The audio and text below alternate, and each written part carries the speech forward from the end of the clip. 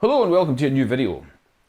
I thought I would do one in my office today, just because it is blowing a hoolie outside and I don't want to be out in it. Besides, I've already been out in it this week and I have done some content that will be coming to your good selves very soon. But I thought I would do one of these more anthropological style observational videos where I talk about something that is very true in today and see if I can't get any engagement out of my viewers. So, what are we talking about today? Well, being negative and not doing it enough.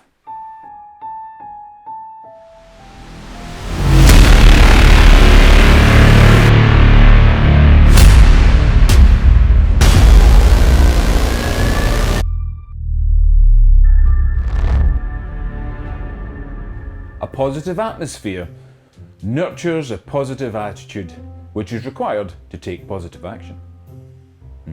Positivity is the flavour of creation, and creators all around social media are pushing the positive vibes about work, gear, inclusion, travel, people and the likes. And that's fair enough, but when does positivity become detrimental, counterproductive to your brand or niche? When is it fake and more damaging than negativity? I should probably qualify all this with a reason, and I felt it was a topic that I wanted to discuss because social media is a powerful platform, but only if it's used correctly. A lot of content is unnecessary or just for fun and an extension of someone's ego, a look at their life, work, family. There's a multitude of reasons people would make videos and post them online, mainly escapism for the viewer and the creator. You can learn so much from content creators as they pass skills and knowledge to others, ensuring there are more people taking up the mantle of interest and pursuing their own hobby or career. And that's great. I heartily support that.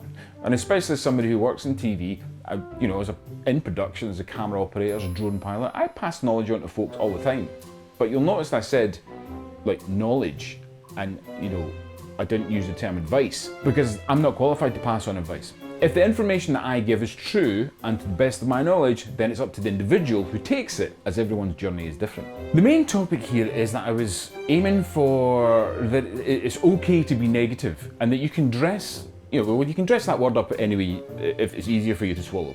Critique is a great example of explaining how someone can do better whilst not trampling all over their work or decisions. I watch YouTube and I love finding new things or continuing on the journey with a creator who has a story to tell.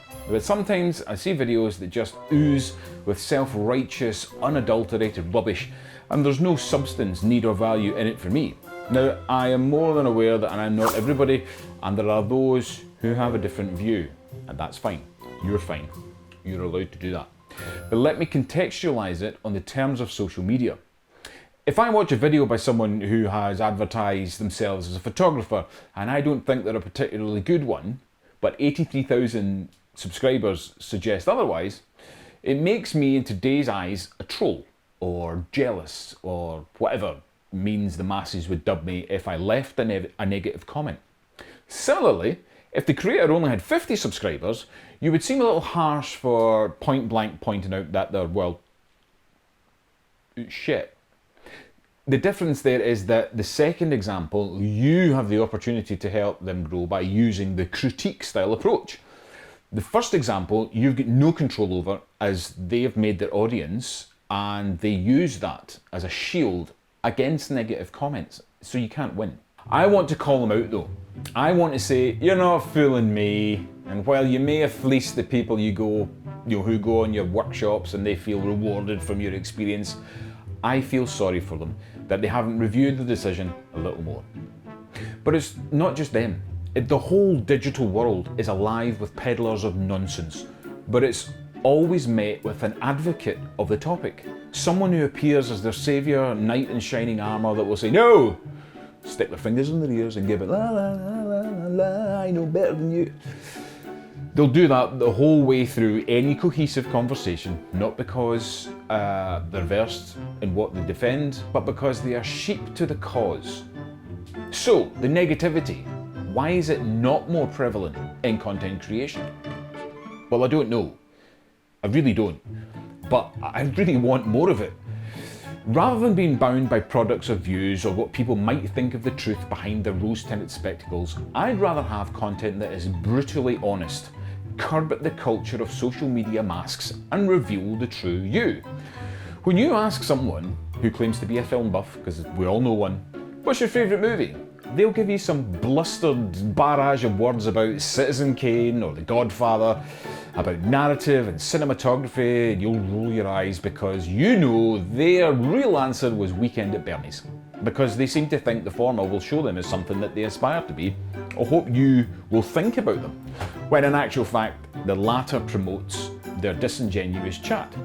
Not that Weekend at Bernie's should cause any such offence, as it is a fine film within the 80s comedy genre. Much can be said about aspiring creators who have watched a favourite creator and decided they want to be just like them. And naturally, as they progress, they realise that they can't be or do the things they did because that's not who they are, and they have to find their own path. And what started out as a gear review channel suddenly becomes basket weaving and quilting.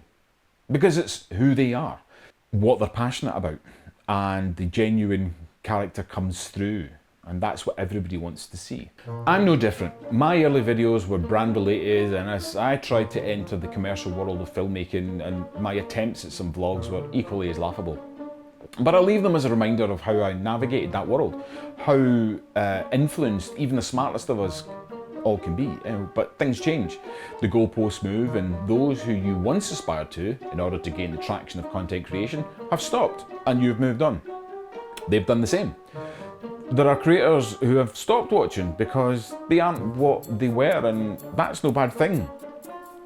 You know, they've their goals changed and they've moved on, and you know, that's how we all move on, and you'll lose the original viewer but you'll gain new ones, but it'll never be the same. I'm sure you can all think of someone who you started watching moons ago and you don't watch now because they don't do the same things they once did. Now, here comes the sciencey bit. Now, feel free to fact check it, and I heartily recommend that you do, because I'm not a scientist, but I do research, and I have an idea, you know, and when I have an idea, I research it, I write it out, I shape it, then record it, and then, oh, here we are. But then nothing I've said is untrue or speculated. It isn't, in fact, just, you know, opinion, but it's based on facts. Even the earlier section where I said about self-righteous, unadulterated rubbish, that exists, and you can probably think of content creators who fit that bill. I just won't say who I think fits that bill, because that's slander, however true it is, and I hope that others will see through the masquerade for what it is, as there are all those who sell themselves on the premise of stuff and places.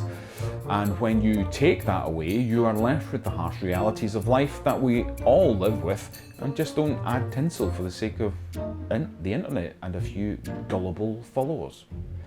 I've been blocked on Twitter by some for saying that exact type of thing though. But that's because it was a little too close to the truth for them, and like I said, they won't take any negativity in fear of being found out. But I would also be happy making a video where I name top 10 of insincere brotogs. In the name of science, of course, anthropological study. But you let me know in the comments if you think that's worth watching. Anyway, attempts to suppress feelings such as anger or sadness can actually reduce our sense of contentment, despite society's bias towards positive thinking, which can result in people feeling embarrassed about negative emotions. Being constantly upbeat carries its own risks. Now, first, suppressing thoughts means we cannot accurately evaluate life's experiences. If we don't allow ourselves the lows, then the satisfactions from the highs become lessened. Attempting to suppress thoughts can backfire and even diminish our sense of contentment. Secondly, negative emotions are likely to be important for our survival.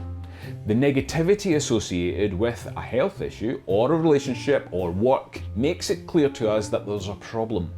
It alerts us to the things that need attention and that we need to change something.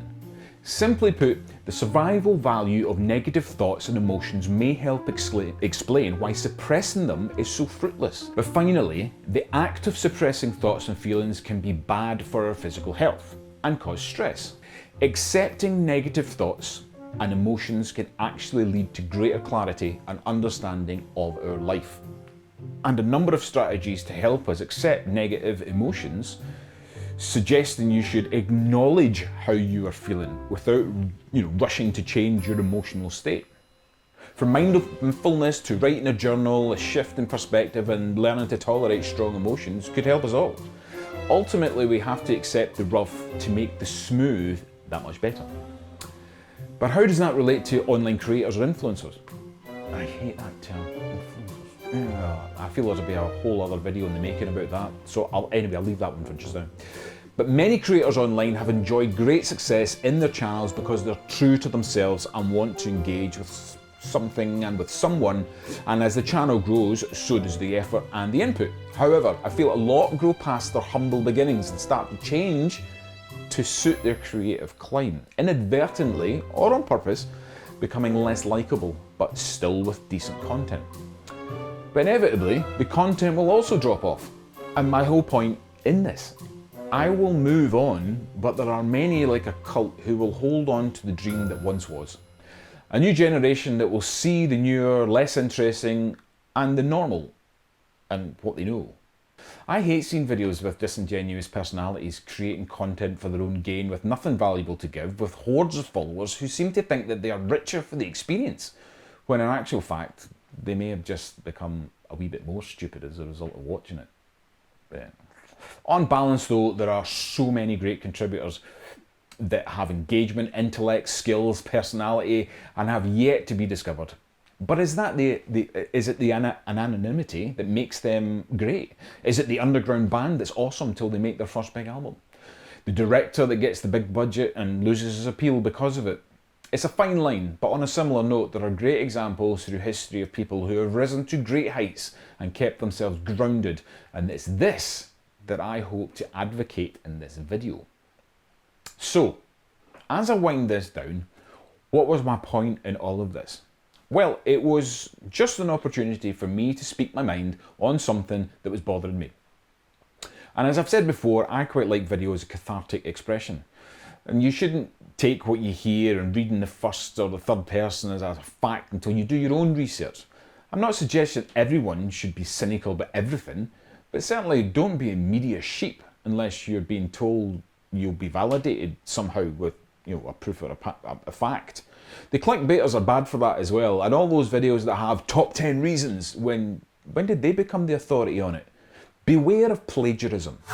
It's very easy to copy an authoritative creator on a subject, rehash the facts, and then claim them to be, your understanding of it.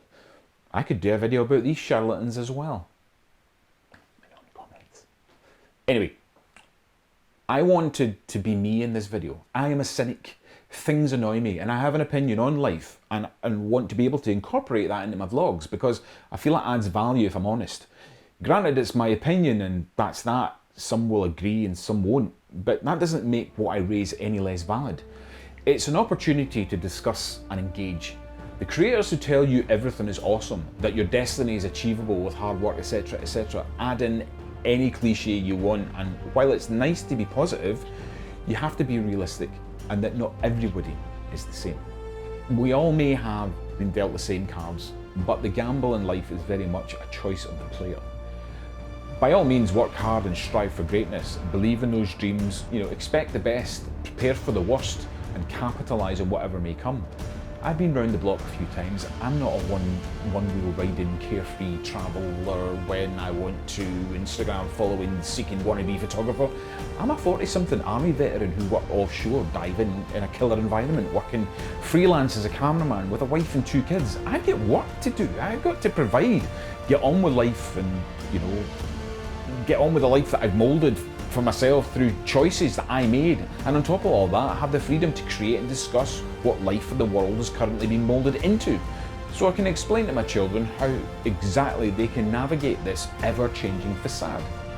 So, if disingenuous folks online or on TV talk shit, then I feel that I'm only too pertinent to call them out on it, as it does nothing but intensify the fake lifestyle that so many want the world to see them for.